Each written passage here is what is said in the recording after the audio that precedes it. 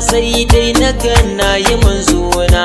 Ya mai gida ya banka shi na saka a gaba, ka yi min da faɗi da na nufa sai dai na ganna yi manzona. Ya Ubangiji da kai na fara alhayu, taimakon ka nake so a ko'ina yi kayyo. Kara raina cikin sifarka ta alhayu, na zamo rayayye abun yaban izil arabi manzona. Ya mai gida ya banka shi na saka a gaba, ka yi min da faɗi da na nufa sai dai na ganna yi manzona. Allahumma sallala Muhammadu sahibu taji al-Mustafa sayyida Ahmadu, ya kasa aliyar sabin samidu.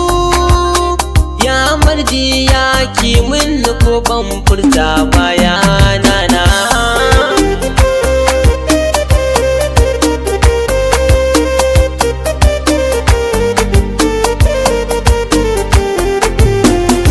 Labbaika Shehu Ahmad Tijani, ya Abul Abbas dan uwan Shehu Tijani.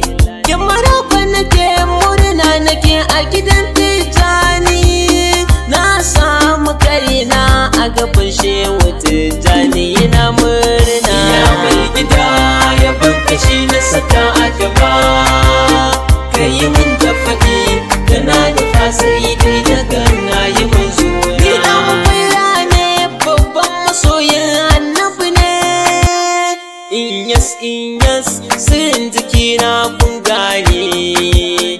Kowa ya sani bai san ka ba hotiyo ne, maki shehu bani san sa koma wane ne gausina.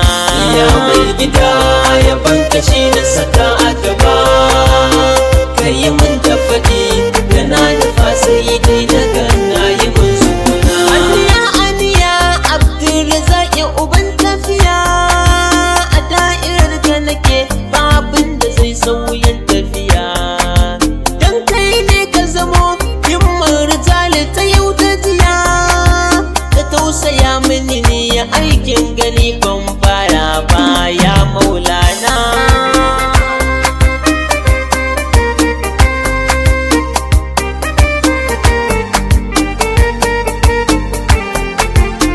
Assalamu alayka imamu yana gaida kai, shehu dan Allah ka dube ni domin sai da kai.